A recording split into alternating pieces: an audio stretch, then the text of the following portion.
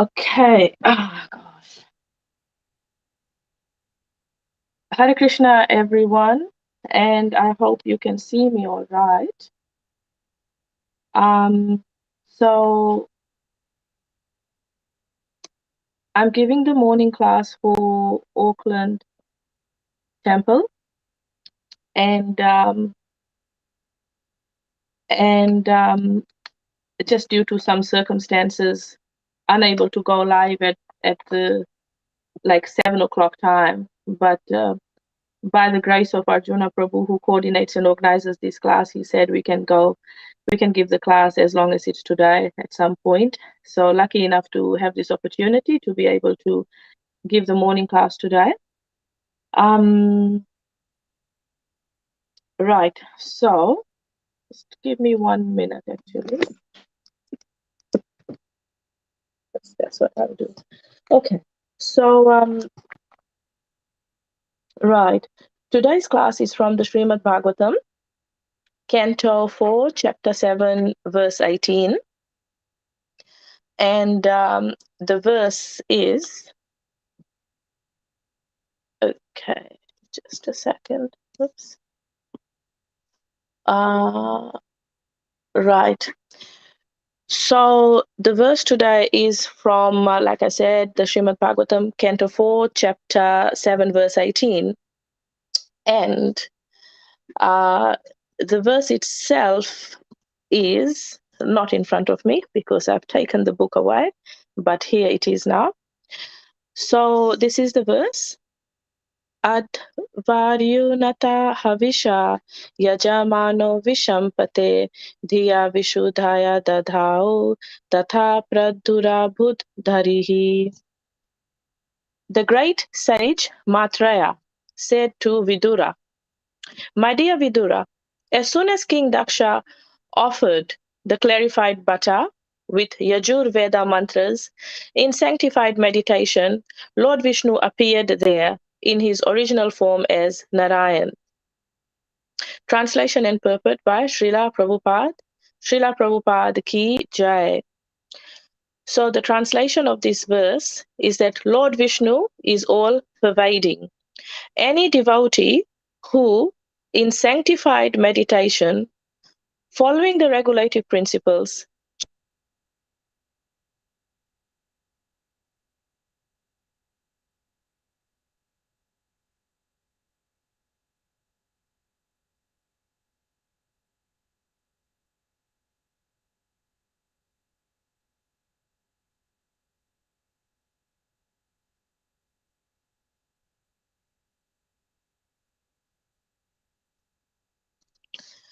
so that's the translation and purport of this verse. And I'll just read the translation again. The great sage Maitreya said to Vidura, "My dear Vidura, as soon as King Daksha offered the clarified butter with Yajur Veda mantras in sanctified meditation, Lord Vishnu appeared there in his original form as Narayan." So,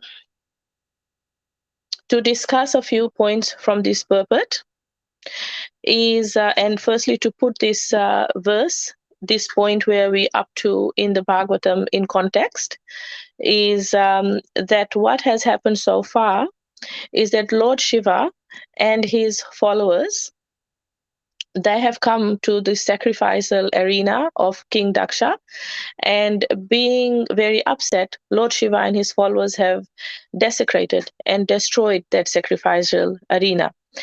And then he has then reinvigorated Daksha and all the other followers who were lying dead of Daksha.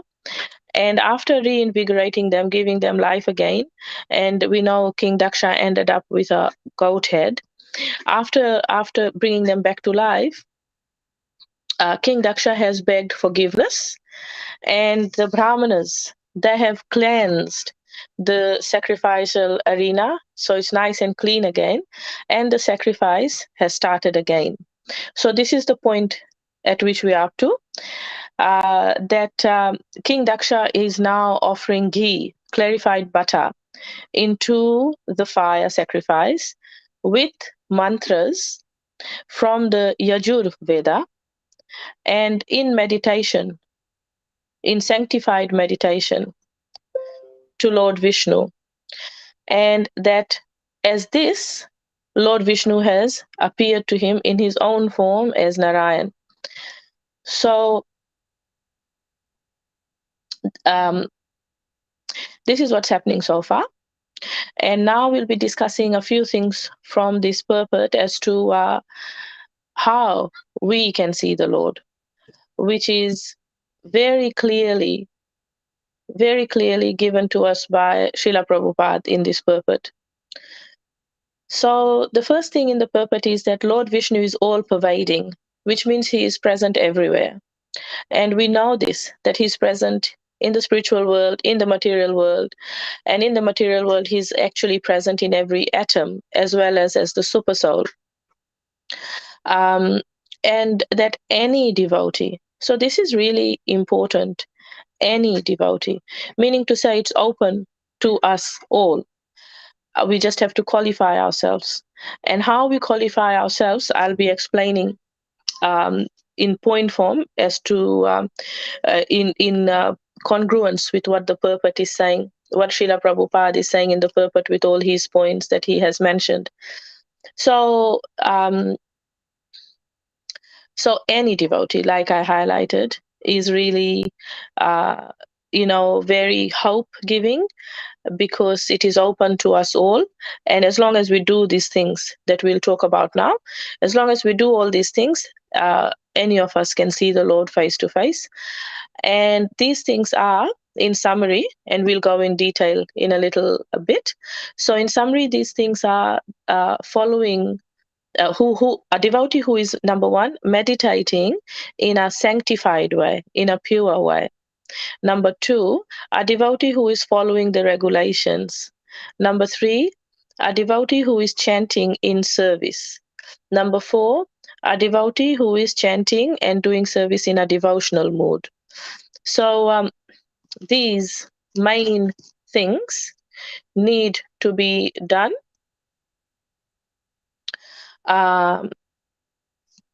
to be able to see the Lord face to face. And the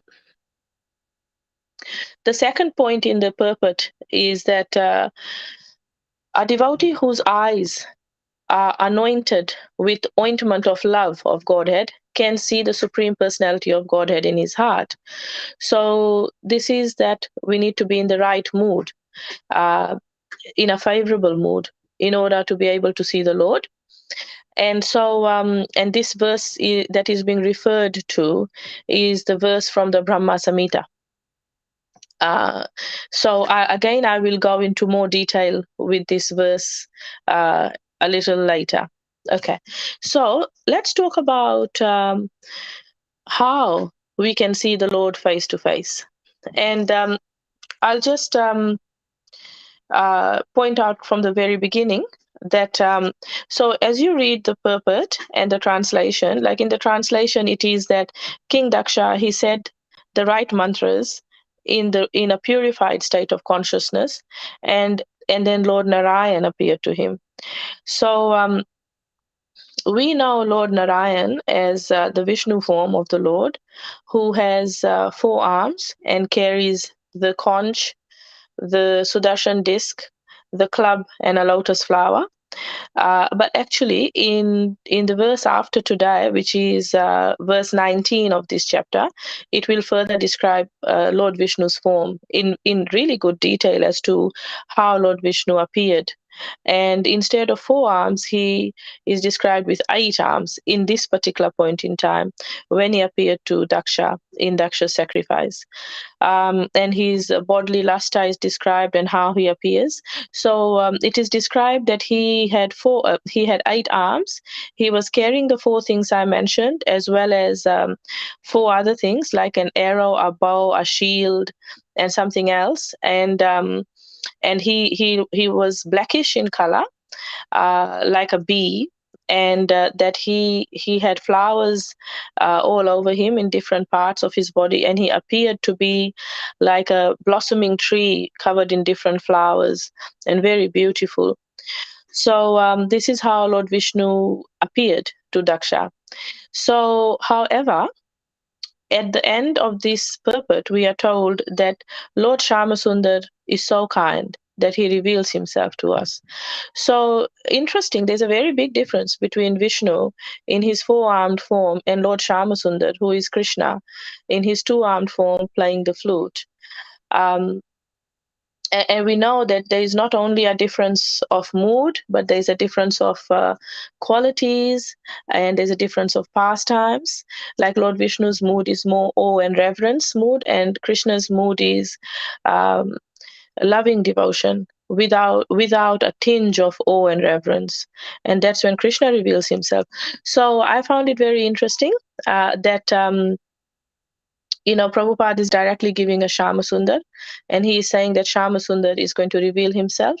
And if we do all these things that I'll speak about in more detail. And the verse of the Brahmasamita that is being referred to is Premanjana Churita Bhakti Vilochanena Santa Sadaiva Hirdeshu Vilokayanti Yam Shama Sundaram Achintam Guna Sarupam Govindamadi Purusham Tamaham Bhajami. So this is the verse that is being referred to. And the translation of this verse is, I worship the primeval Lord, Govinda, who is always seen by the devotees, whose eyes are anointed with the pulp of love. He is seen in his eternal form of Shyamasundar, situated within the heart of the devotee. So one point to note here is that we all have the super soul in our hearts. Not just human beings, but all living entities have both the soul, the Atma, and the super soul, the Paramatma, in our hearts. And Krishna is so kind. He's there as we transmigrate through all the different species of life. He's always there as the super soul in our hearts, guiding us and waiting for us to turn to him. And that this Krishna, this super soul in our heart, he is situated there initially in his Vishnu form. And once we have established a relationship with him, he becomes our Isht Devata, which is the form of the Lord that we are most in sync with, that we are in sort of direct relationship with. So Prabhupada is telling us that he reveals himself as Shyamasundar in the heart of the devotee. And this is Krishna's primeval form. It is his original form.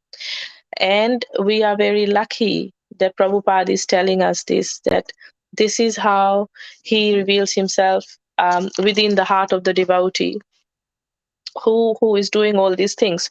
So what are these things that we are supposed to be doing? I mean, it's very interesting. This purport just has like pretty much two sentences.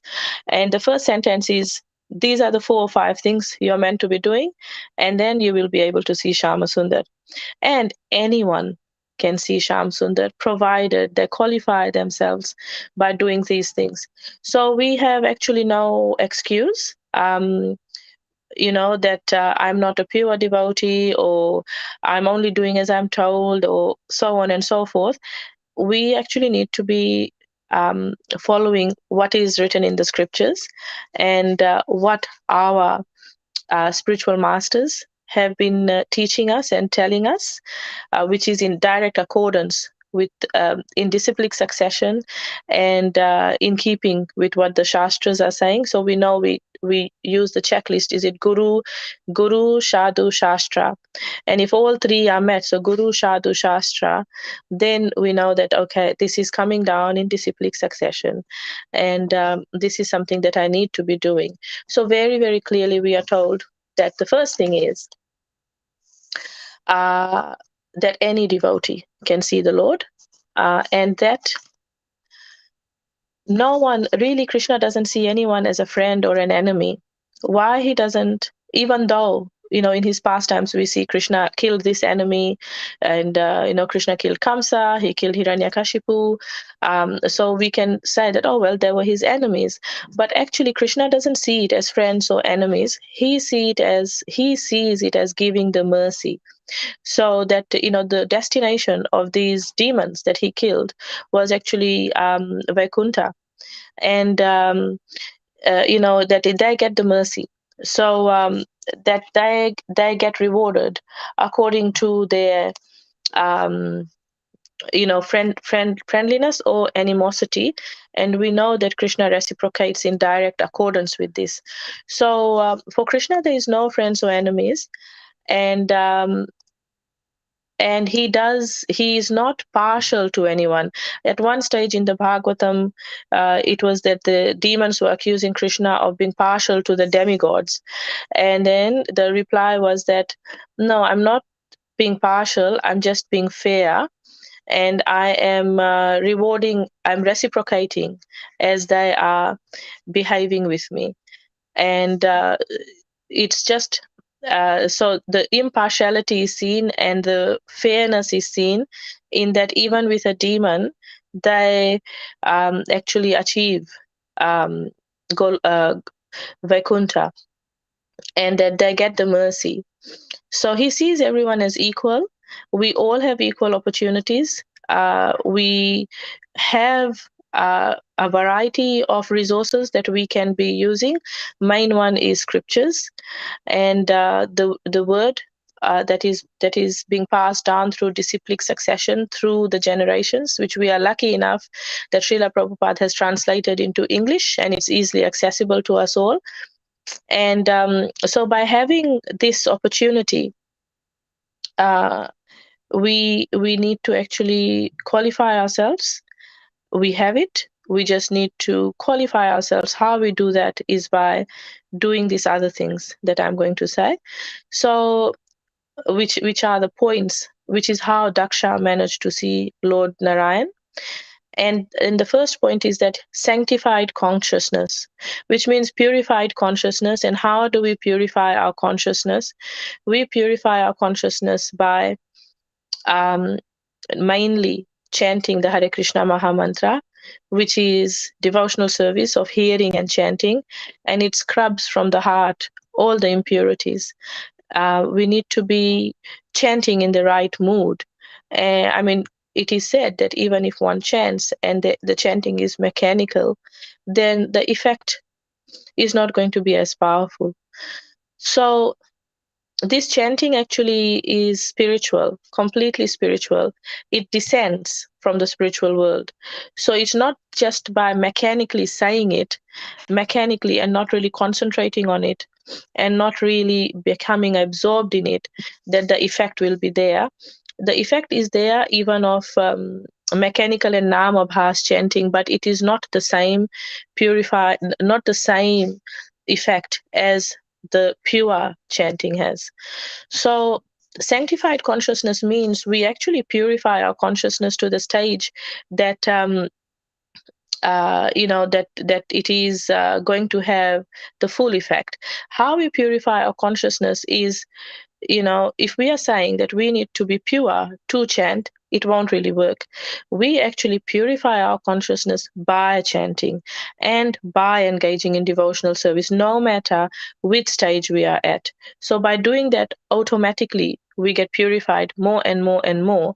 However, there are some practical things that we can do to make our consciousness pure, and that is by avoiding anything that is unfavorable to devotional service, by avoiding things such as mundane literature, mundane movies, mundane talk, avoiding things that is going to pollute our consciousness, such as unoffered food, and so many other things. Like, we can purify our consciousness by avoiding these things, and of course by following very strictly the four regulative principles, which is no meat, fish, or eggs, no alcohol, tea, or coffee, no gambling, and no illicit sex. So this allows us to purify our consciousness. And then the consciousness must be so purified, as is described by Rupa Goswami in the Nectar of Devotion, that consciousness needs to be so purified that there's not even a tinge of material desire in there. Anya bilasitam sunyam, that it should that verse, that it should be so pure that the whole focus is just on pleasing the Lord and not on what can I get out of this, and that there shouldn't really be a tinge of anything, any vested interest of getting anything material out of it, of doing this process of devotional service. So another example that is very pertinent of having a purified consciousness is the um, Gundicha Marjanam pastime. So the Gundicha Marjanam pastime is when Lord Chaitanya and his followers, they cleansed the Gundicha temple in a very nice way. They cleansed it, like, firstly by taking away all the big rubbish, then secondly by sweeping away all the little particles of sand and dust, and then thirdly by pouring water everywhere, ceilings, walls, everywhere, and washing it out so that it was like clean as like a devotee's purified mind, it is described. So why the temple was cleansed in that way, and it is synonymous with cleaning the heart, is so that the Lord, when Lord Jagannath came, that he had a clean place to sit. So in the same way, if we want the Lord to come and sit in our hearts, if we want the Lord to reveal himself in his Shyamasundar form in our hearts, then we need to cleanse our hearts. We need to cleanse our consciousness. And the way to do this is, as I've described, by avoiding anything that is unfavorable, by following the regulative principles, by chanting as purely as we can, by avoiding the 10 offenses against the holy name. And then this purifies our consciousness more and more, allows the Lord to then appear to us and reveal himself to us. And an example that we will all probably relate to is that when we have guests coming home, and especially if they are a respectable guest, like an important guest, we go to extreme lengths to clean our house. We, clean for a few days maybe, and even maybe, you know, get the carpets cleaned, like shampooed and washed and cleaned. So we really clean our houses before a guest comes. And so in the same way, we need to be cleaning our hearts and cleaning our consciousness to allow the Lord to take seat firmly in our hearts and to reveal himself as his Shyamasundar form. And so to recap, chanting is the main thing that sanctifies and purifies. And also that we shouldn't wait to become pure. Instead, the purification process is engaging in service, is engaging in hearing and chanting, and engaging in any devotional service that fits one's psychophysical nature, such as, somebody who likes gardening can be doing gardening, and gardening would be something that, all the person would be absorbed that I'm doing this for the Lord. All this produce is going to be offered and cooked for the Lord and then distributed as prasadam. So that whole consciousness is purified. Like, it's not just a one thing, it's like the whole thing that is purified. So the second way in which we qualify ourselves to see the Lord is by following the rules and regulations. So I've touched on that a little bit there, and the main 4 rules and regulations that we know, as I've described earlier: no meat, fish, or eggs; no alcohol, tea, or coffee; no gambling; and no illicit sex. So these 4 principles are the vows that we take when we take formal initiation, as well as promising and vowing to chant the Hare Krishna Mahamantra every day at a minimum of 16 rounds. So this is what we do. However, there are other rules and regulations too, which there are many, but some of the important ones are rising early, Rising early is something that is gives us a lot of determination, gives us that period of time, which is in the Brahma Muhurat period, to be able to perform devotional service. And it's easy to keep the consciousness clear at that point in time. And so, throughout the scriptures and throughout the examples of our previous acharyas, rising early is a very important principle. Like what I'm trying to say is like the four principles, no meat, fish, or eggs, all of that, that is focusing on the negatives, like don't do these things. So here are some positives that we also need to be following in order to qualify ourselves to see the Lord face to face. And so rising early is one thing that we can do, is a positive, is a doing thing that we can do, is doing our japa as we have vowed to be doing, to observe festivals and Ekadashi that comes around once a fortnight, to observe this in the correct way, to be offering our food to the Lord before consuming it so that it becomes mercy, becomes prasadam, and also to avoid the 10 offenses in chanting the holy names of the Lord. So, following these four regulations, our consciousness becomes more purified. And then, the third point that was mentioned in this purport was chanting the required mantras. So it was described that Daksha chanted mantras from the Yajur Veda, and the Lord appeared to him. Now, the main mantra that we are given is the Hare Krishna Maha Mantra, and then we are also given the Gayatri Mantra when one is qualified to take second initiation or Brahmin Diksha. So the chanting of the Hare Krishna Maha Mantra and the Brahmin Gayatri is given to us in disciplic succession. It is given to us by a bona fide spiritual master who is connected to the disciplic succession. And when it is done in this way, then it has the full potency, then it has the full power. So if we are chanting and we haven't actually been given the mantra in disciplic succession, then it may backfire. It may have the opposite effect, especially for the Gayatri mantra. So it is important that we get the mantra correctly, that we get it correctly. I mean, we can see this happen quite clearly with the Kshatriyas. So, when the Kshatriyas who are unqualified are given some mantras and to invoke celestial weapons, and they are not really qualified, and then the celestial weapons come and wreak havoc. They come and destroy everything, and these warriors, they know the mantras to release them, but they don't know the mantras to take them back. So then it becomes a real problem. So in the same way, the mantras need to be given to us by our spiritual masters who are connected to the disciplic succession.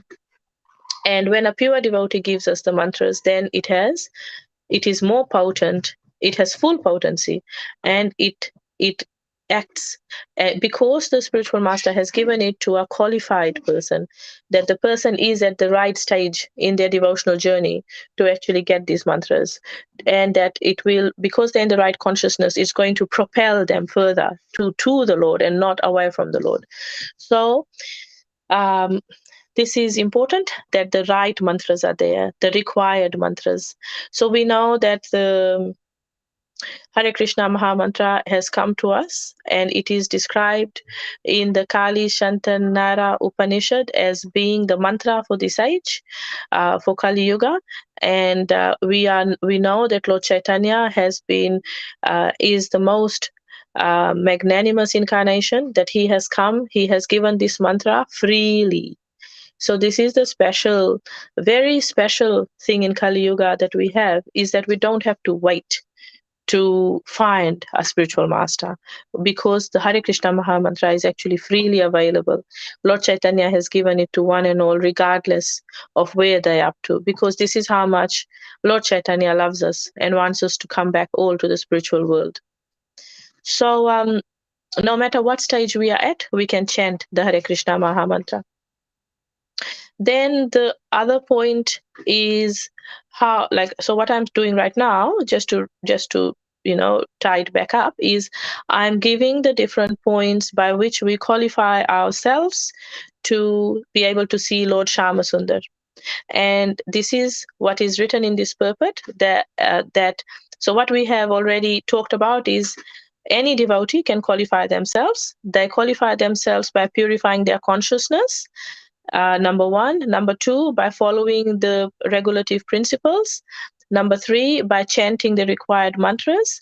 And there are two more points to talk about. So number four, that chanting needs to be done in service. That just like Daksha was doing the mantras while doing a fire sacrifice, and he was in the right mood, in purified consciousness.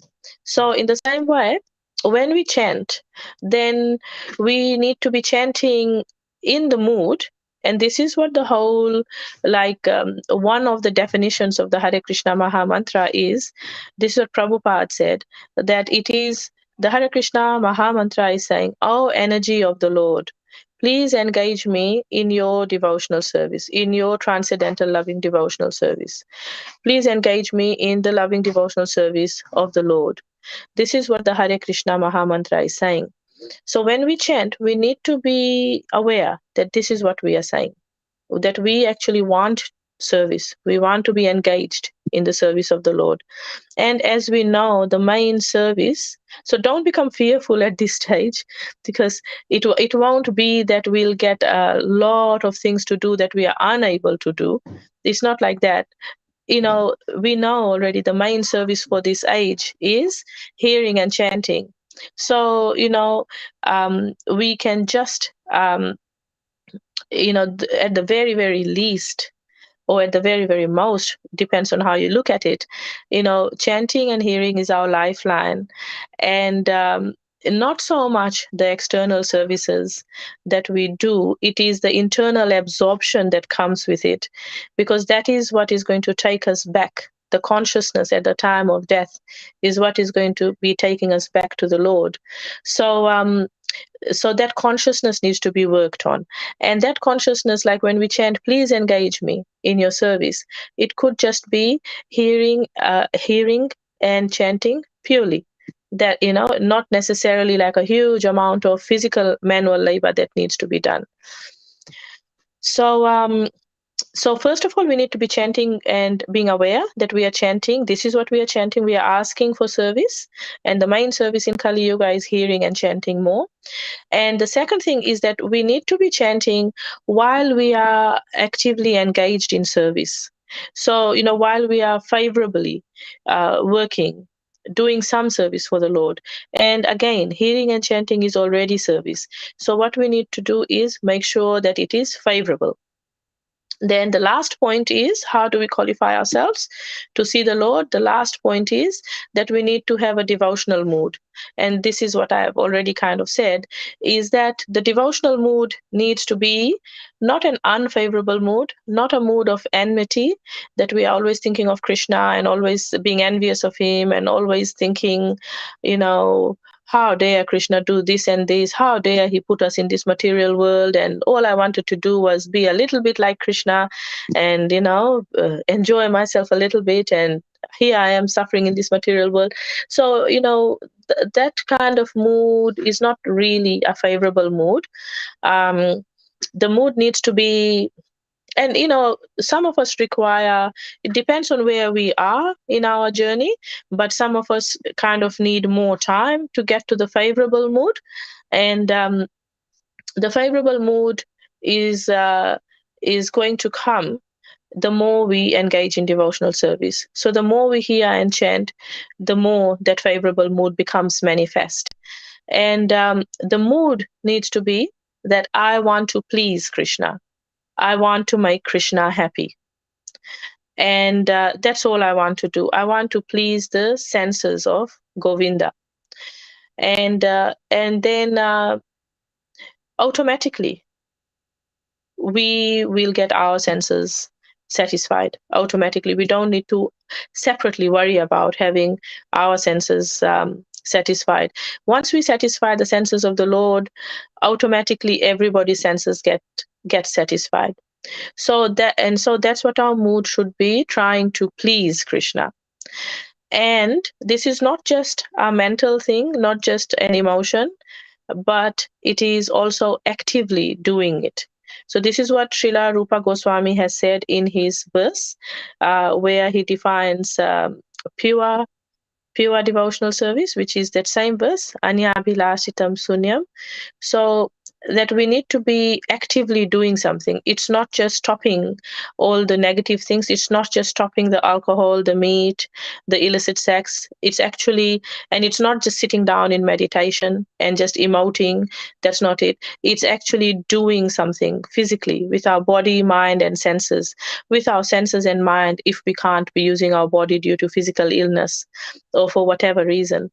So doing actually devotional service is what is going to be pleasing the Lord, and doing it in a favorable mood to the Lord. Having this desire there to serve the Lord and to make him happy, and having this desire as a steady desire. So not something that just comes and goes, but having it as a fixed, steady desire that anything that I do, I really want to please Krishna with it. Anything that I do, is Krishna going to be happy with this?